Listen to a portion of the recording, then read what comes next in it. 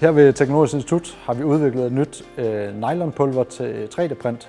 Det er egnet til fødevarebranchen og er lavet til fødevarekontakt.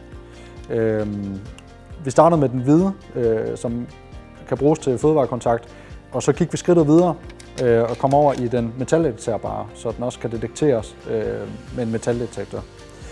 Nu er vi så gået et skridt videre igen og kommet over i den blå, så den både er visuelt detekterbar, men også metal- og røntgendetekterbar.